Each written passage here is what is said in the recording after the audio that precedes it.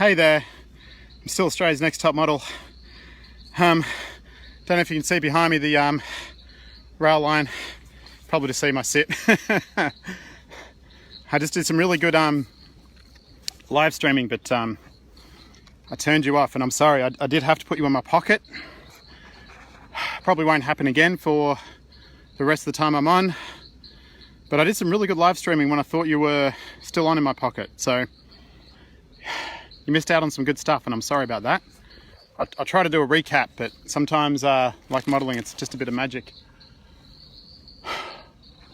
So my name's Greg. I'm on the stolen lands of First Nations people. I think it's a Wabagul, but and Warramai. Thank you, Blockade Australia, and I'm here with Blockade Australia too. Those are my friends. I'm facing the other way, just for a bit. It's been a while, been a little while. Still no first responders. I think they've had a pretty long day because we've been up here. Well, I haven't been up here. The people have been doing this for 12 hours now. And that's 12 hours that we've stopped coal going into the world's largest coal port. That's 4 of us. Still going. Sorry about that. The phone just locked. So my name's Greg. I'm really thankful to be alive right now, and I want to keep that going. So, you know, for my natural lifespan. But more than that, I want people who are less privileged than me, who are relying on me with my privilege, to also be able to live their lives. And I know in Madagascar right now, there's a few million people in the southern Madagascar area who are starving to death. Look it up. Check out the appeals for food help that the UNHCR are putting out because of climate change. An unseasonal lack of rainfall. I'm just looking at the... I don't... Just tell me if you can actually see anything there. That's something, right? It's the train line. Due to an unseasonal lack of rain, it's a big drought that people are calling Africa's first climate drought. And it's turned into Africa's biggest climate famine so far. But just as that one's going on, we have Angola, another country that's been pillaged by European colonisers. They're also experiencing drought, climate change-induced drought. And it's not fair because they are the people who contribute least to the problem. People who are the richest in the world contribute 50% of global emissions. I think it's the top 10% of the world's richest people contribute 50% of global emissions. Whereas those who are in the bottom 80% contribute a lot less. I'm just watching a passenger train going past. I'm all about passenger trains. I think passenger trains are great. Fun fact, cities you live in are not planned for the best livability. They're not planned for how to make people happy. After World War II, the price of oil went ridiculously cheap because there'd just been this big war and everyone was using it, and then suddenly they stopped. And big fuels... Sorry, I'm just going to point away. That light's really hard. And big petrol, big oil, fossil fuels got really upset at how much money they weren't making out of selling all their oil. So they actually started paying off city councils in America to call... Remember, I'm a geography teacher. They started paying off city councils to create what we now call in urban geography car cities, and everyone in Australia lives in one. Some people in Western Europe don't.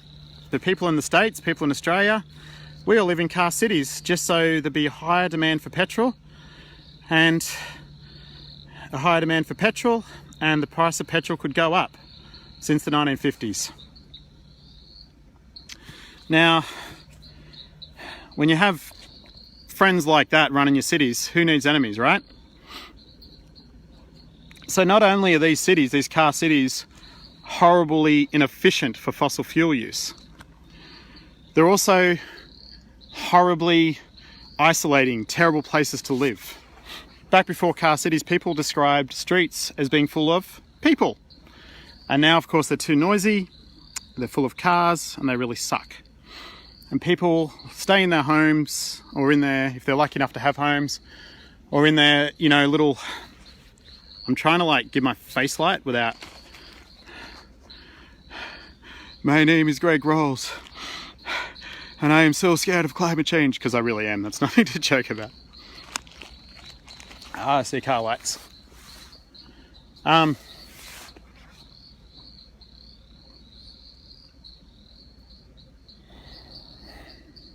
When cars come, I'm going to have to take another quick break. Should have waited till they came to start, really. So not only are cities incredibly fuel inefficient, incredibly polluting, they're also isolating. It's part of why depression in the West is so big, right? Because we're all isolated. We don't mingle the same way. So from the get-go, since big oil really started to take power, since fossil fuels really started to take power, you know, from the 19th and 20th centuries, they've been ruling everything. And this is the point that I want to circle back to here. People want to tell you that voting is good enough. People want to tell you that if you are worried about climate change or ecosystem collapse or any of the other great crises we're facing because of the extractive colonial settler government of this state and of most states around the world, that you need to just vote for the right party. If you campaign hard enough, if you get the right job in the right bureaucracy, then you can change the system. If you vote for an ecologically friendly party, you can change the system. But here's the thing. They are bigger than the system. Time and time again, these fossil fuel companies have shown they're bigger than the system. When the owner of the world's largest media owner is getting shares from oil in Syria because Western companies can now extract oil, why would he demand that his media report honestly about climate collapse? And now we're at midnight, and I hope that none of us live to see climate midnight, but we're close to it. We're 1 minute to. I need to keep the phone dry, so I'm just gonna put my torch down and extract my, got extract on the brain, extract my camera. I know there's only 12 of you watching. I know that partly happened because I shut you off, but you're back now. Can I encourage a share? Can I encourage a like or a love? Don't worry about likes, I just want loves. Loves, or if you're really angry about climate crisis like me, I want an anger. Give me an anger. Are you angry about climate crisis? Are you angry about what people are doing to us? I want to see that anger button go off. Who's angry? Who wants to do something? Oh, thanks for caring. There we go. People are angry. That's good. That's good. I love it. How good is technology, eh? Whoa, I'm angry. I can feel the vibe. It's anger. Red hot. Some people will tell you anger's a bad thing, you know, emotionally, spiritually. But anger is your way of telling you that something is wrong. And we all know from the fact that the 1 minute to midnight that our economic and political leaders are failing to do anything about climate collapse. Something is very, very wrong.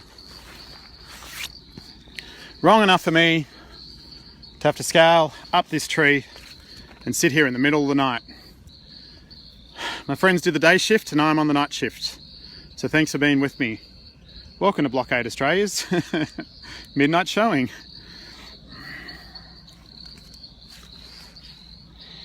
We need to stop these fossil fuel industries. So going back to the democracy, fossil fuel companies are clearly bigger than our democracy, right? They've controlled the media messaging. They've not reported accurately on it. They're friends of the media power because they're all making money. They're all getting rich out of it. And maybe they're all scared that if they're not making money, they'll end up broken poor. I don't know. I don't want to get in the head. Imagine having the money to end world hunger and not doing it. Imagine having the power and influence to help us avert climate collapse and not doing it. That's what we're doing. Just listen into country for a minute. This is what it's all about. Country brings life. Oh, flashing red light. I like the red light. Is the red light audible, viewable? Can you see that okay?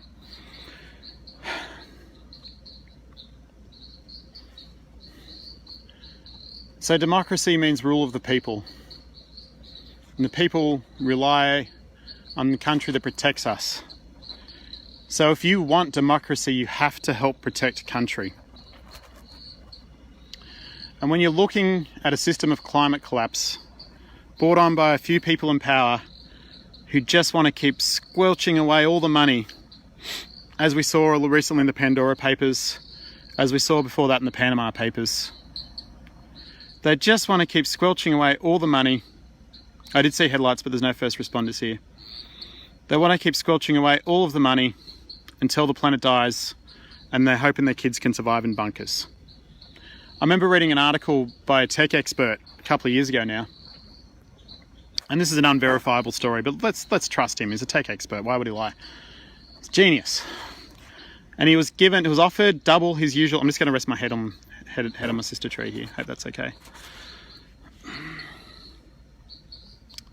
He was given double his usual fee to fly to a secret location, was picked up in a private jet, to meet 3 unidentified men, and they started peppering him with questions about climate change. They started peppering him with questions about social collapse. All of these things that we will live to see unless we act, which is what I'm trying to do. And then they started asking questions like, when money is of no value, how do you control your security guards? Imagine being so rich that you continue to extract resources to the point that the planet is dead, so scared that you need to plan for a time when money has no meaning over your security guards. Is that a fulfilling life? You can have everything that money can buy and all the faux friends and everything that comes with it. It's not really living. And yet we're sold that, right? We're sold that in the media all the time, as in education institutions all the time, as get a better paying job, get rich, get the stuff you need, you'll be great. Aspire to be like the people who are killing the planet. So you can enjoy watching your kids run into a bunker. There's no logic in this death circus that they've created, and that we've all been complicit. Well, not all of us. Those of us with privilege. The more privilege you have, the more complicit you are in it. So the more complicit you are, the more responsibility we need to take. And that's what I'm doing here today. And that's what Blockade Australia is doing. We stand with our friends and allies in the Pacific Islands who tell us, we are not drowning, we are fighting. We stand with them as best we can. We stand with First Nations people on this continent to protect country. We stand with people all over the world, and we do what we can. I didn't get up here for my health, but I did get up here for my health. And you need to, maybe not climb a tree, but you need to do something too, because it is close to midnight. That's past midnight on the clock. I'm talking back to the metaphorical midnight. I feel like I've been talking a while, maybe 35 minutes, I think, on the first combined, and haven't seen any first responders yet. Again, they're pretty tired, they've had a long day. I can see a car circling kind of over there, but it's a long way away from the rail lines. So my name is Greg, I'm 39, 40 soon, and I will live to see climate collapse unless people everywhere get in the way of so-called Australia and the economics that it uses to destroy our systems of life. It's that simple. There's a lot of reasons not to do this, but all of them pale in comparison to what's coming if we don't act. This is no longer just about protecting your patch of forest. This is no longer just about protecting something you're connected to. This has become about all life, and it has been for a long time. And everyone who has protected their patch of forest, you are protecting us. Thank you. Everyone who has protected their piece of country, you are protecting us, and we thank you. And now we need to stand up, and we need to be with you. We need to be with you in the trees, in the streets. We need to be filling up the watch houses those of us with privilege and those of us who can need to take that step. It's not something I find easy, but the state has declared war on the ecosphere and we have to protect it because it protects us. So I'm up here now, feeling pretty tired, but so happy. So happy to be out here on country. So happy to be remembering my place, you know? Remembering my part of nature. Thanks for all the loves. They are meaning a lot. I can't see any comments, so if you're commenting, thank you. So I'm really happy to be out here with you watching. You're the 19 most important people in the world to me right now.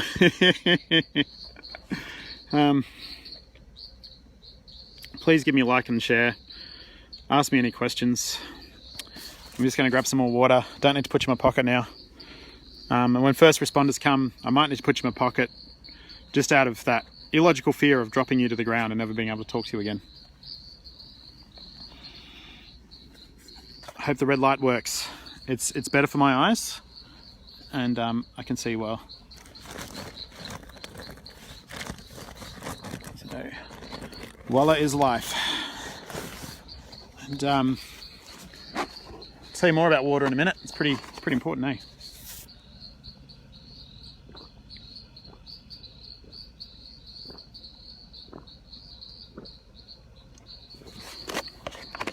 So, water. There's a big bit of water in the world called the ocean. We always colour it in blue. Oh, nearly dropped up.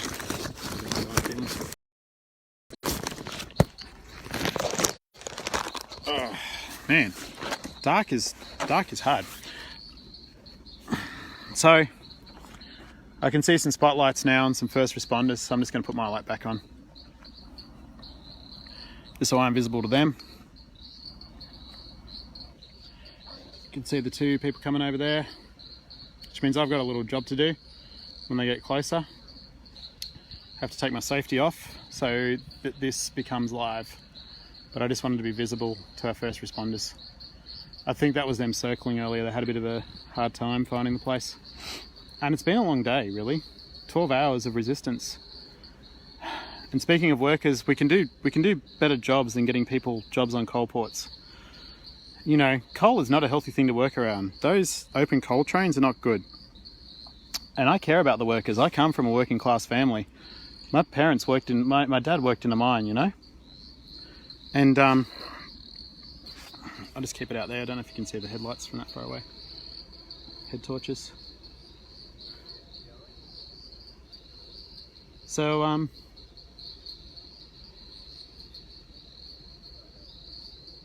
had a good point, if anyone remembers and cares. Tell me what I was saying. Probably pretty boring, hey? I bet most of you want to be in bed. Me too. I'm only up here because everything's at risk. Water, 20 years time. In 20 years time, according to a report that I shared on Facebook, but I had a friend who's an actual scientist look at it. He told me that this is a credible report, that we have 20 years left before the oceans drop below 7.9 acidity. 20 years and they'll be below 7.9 acidity. And what does that mean? It means the oceans will be so acidic that phytoplankton won't be able to live. And when phytoplankton can't live, they can't produce oxygen.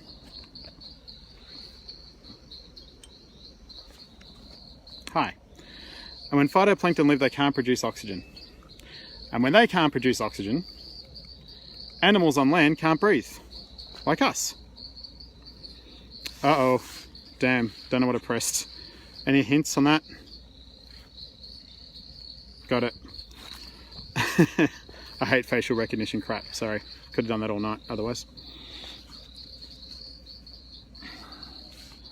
So, when the phytoplankton in 20 years' time, it's due to microplastics. Microplastics, you should also check up on how the Koch brothers two of the fossil fuels biggest industrialists. They made all their money learning how to crack leftover oil from production into all the plastic that's contaminated our world, and then corruptly stifling the governments until plastic's everywhere. I think it was Kenya even, where they had a scheme to get rid of all plastic, and the Kenyan and the Koch brothers paid them off and promised, oh no, it wasn't the Koch brothers, I'm sorry, it was Coca-Cola, gave them free Coke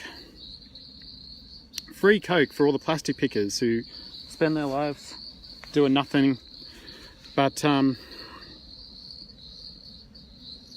going through the rubbish of their countries and rubbish from our country. They gave them free Coke, and that in Kenya, I think it was, I'm pretty sure it was, kept using plastic. So that's the sort of corruption. Anyway, that plastic in the ocean, the microplastics in the ocean, and the fact that as more carbon dioxide goes in the atmosphere, it's absorbed mostly by the ocean, which leads to acidification of the ocean. So more carbon dioxide in the ocean from the air makes the ocean more acidic. Phytoplankton will die off. Coral gets weaker, phytoplankton die off. And phytoplankton create air, which gives all land animals life. Yeah? Last time that this happened on Earth, and there was a sudden carbon dioxide explosion, was what's called the Great Permian Extinction, where 95% of all life went extinct geologically overnight, over the space of a few hundred years. Just give me a second, sorry. It's been a big day. Big day of action, big day of blockading. And we're on the cusp of that extinction. Again, we're on the cusp of it happening. Unless...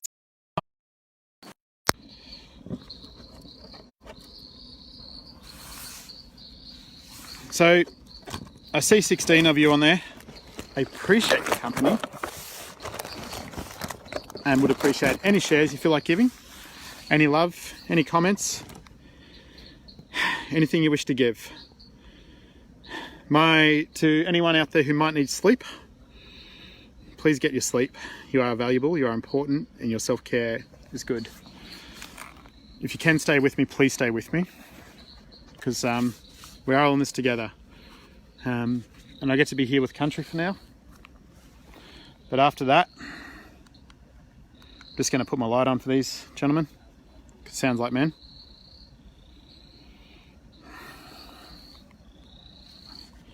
And if we can't do that, then being in country is beautiful. And we need to protect it. And they're putting these train lines through. You know, we need trains because there's enough of us that trains are good. But we don't need the coal anymore. You know? Australia can get rid of its coal. About 20 years ago, a bunch of scientists and engineers came out with the Australia Beyond 2020 plan. And it would have cost us to do that less than the submarines we just scrapped. So we're going to get, 8 submarines. I think it was going to cost less than one of those submarines for emissions by within 10 years. As soon as they implement it, 10 years, we could have been at zero emissions. And I wouldn't be up this tree. Wouldn't that be great? I could actually have a life, work a job, full time, Instead, I'm up here because our fossil fuel companies control our government. They are bigger than our government, and that's what's happening. So we just got people over there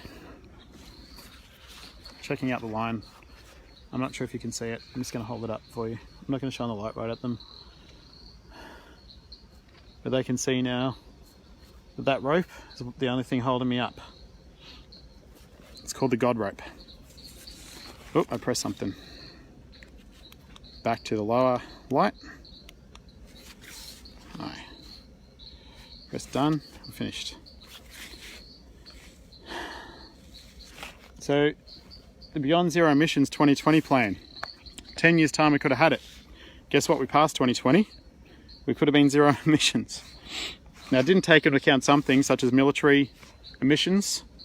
Australia's just been flying some F-135s, Joint Strike Fighters, and someone was telling me they burn in a minute what a jet engine burns in a year travelling. I'm sure it's not that much, but they burn a lot, And the fossil fuel company, the military, these are all the true entities that control what we call Australia. And they're the ones that we need to get in the way of. They're the ones that we need to bottleneck, choke off their supply of money, choke off their supply of resources until we get the change that's needed. Because if not, If not, it's going to go past midnight. If not, we're facing another huge extinction, which will include human extinction. So we need to come together and we need to protect Earth. We need to protect country. America's military burn as much fuel, yeah. So all these fossil fuel projects, all these extraction projects, backed up by the violence of the Western states, the minority world. That's what we're out here protesting against.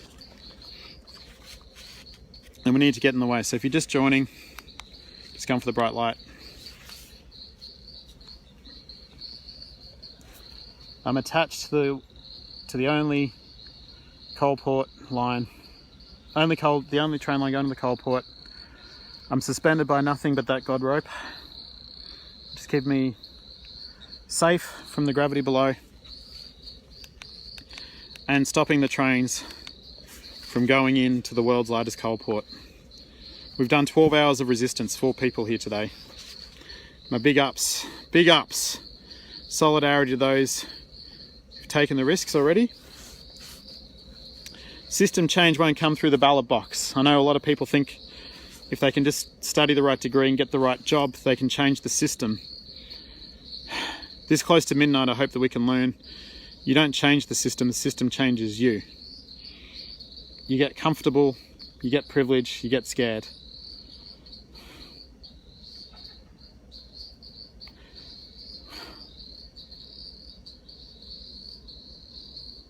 Just watching the first rail workers walk away.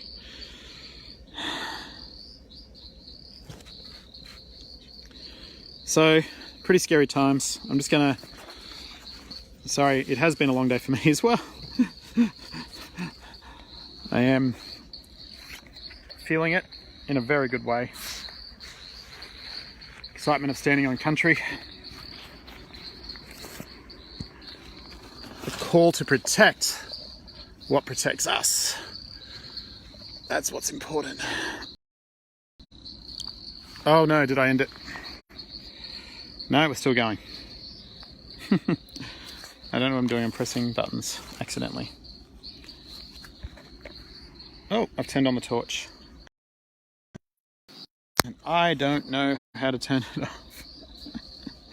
Any tips on how to turn off an iPhone?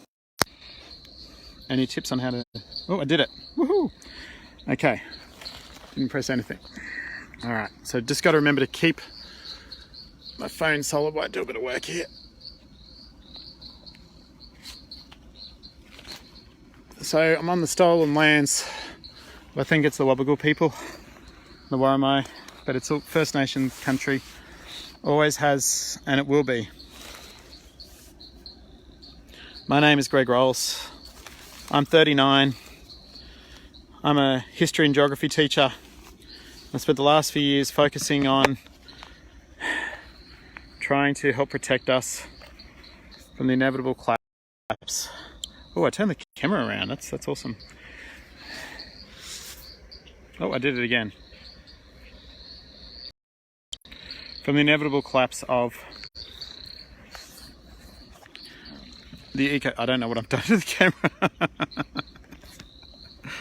I can sort of see my hand, but it's like zoomed in or something. I'm pushing the camera around button. Oh, that I can see. Oh, okay. The problem was my hand was over the camera and it's dark. Hi, welcome back. Welcome back. So, lower working class roots coming through. My name is Greg and I am currently blocking the world's largest coal port. And the coal port is not the primary target of Blockade Australia. Australia is the target of Blockade Australia. The economic system which is bringing us all to doom. And if we don't get people to stand in the way of it, then we're all going to die. There's so many other things I want to be doing for my life right now. I'd love to be getting paid, love to get a job and do something fun. The country needs us to protect it because it protects us. And it needs you to come along in whatever capacity you can bring. One of the concepts that allows us to see or allows people to see themselves as separate from the earth and destroy it in the way it has been, is what some scholars call the militaristic mindset, where we can destroy things in order for the benefit of others. But in order to fix the damage that's been done, we need to come from a peace-building mindset, which is that everyone is important. Everyone has a gift that they bring to community and to the world, and we need to protect and look after all of it, and that includes our ecosphere. So whatever your ability is, whatever your capacity is, please get on board. Please look up Blockade Australia. Please come and be part of it. Because if we don't stop the murder, death and destruction that's taking place across this continent, no one will. The governments won't save you. The economic leaders who are making billions out of this extraction won't save you. This is a patriarchal system, which means there's people who believe themselves to be in positions of power. And the only way people have power is because those at the bottom respond to it. Those at the bottom comply. And that's us. I'm just going to show you over to the car that's coming in. I think I've been up for about an hour now. I believe that's a divvy van. I'm just going to shine a torch so they can see that I have seen them, because they're shining high beams at me. Hi. And I'm going to go back to talking to you. So when they come over, I've got a little job to do.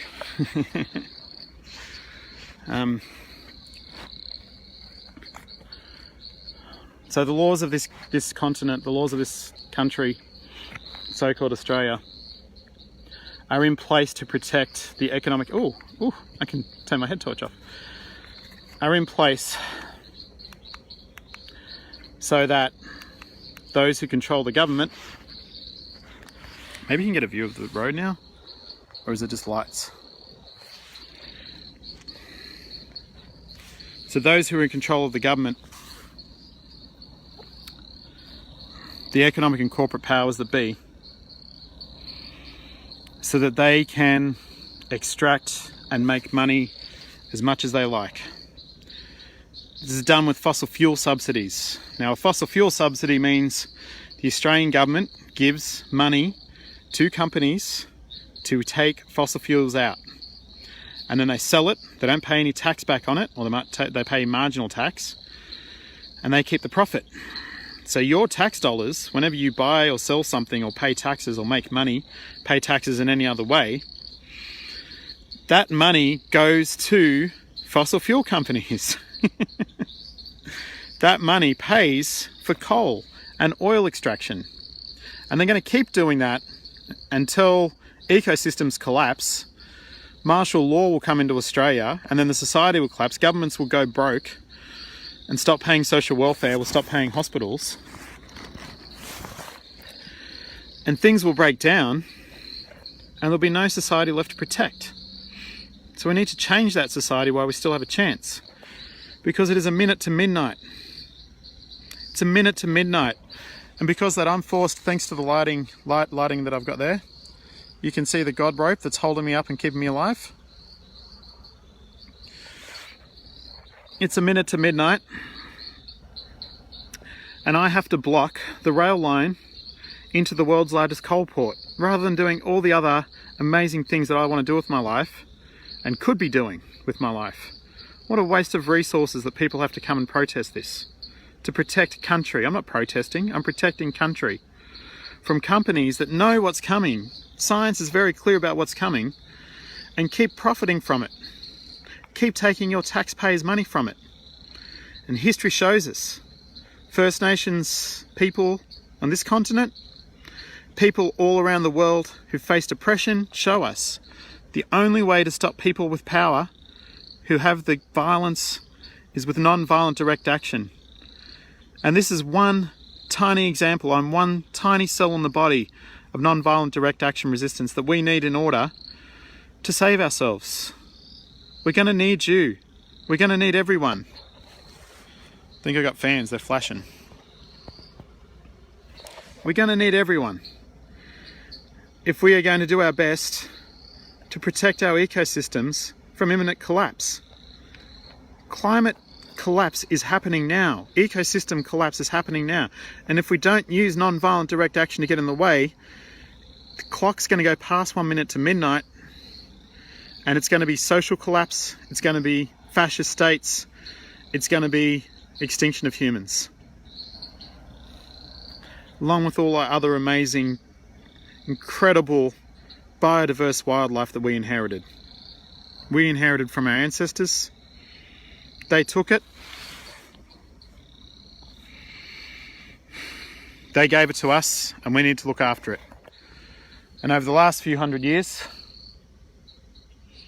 the extractive state has gotten in the way, destroyed what it has, tried to keep us quiet because we could choose between which streaming service we want to watch. We could choose between which soft drink we're going to drink, which suburb we might want to live in if we climb the economic ladder high enough.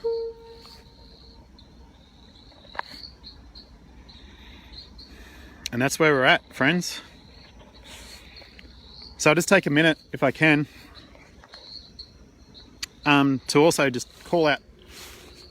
I got into this work and I continue to do this work because I am a follower of Jesus. I was inspired by the words of Jesus and the teachings of Jesus to how you can find ways to work for love and not for money. To work not for the meat that perishes, but instead work for the love of heaven. And heaven is not some abstract thing far away in the distance. Heaven is not something that happens when you die. We were born into the Garden of Eden and we're destroying it.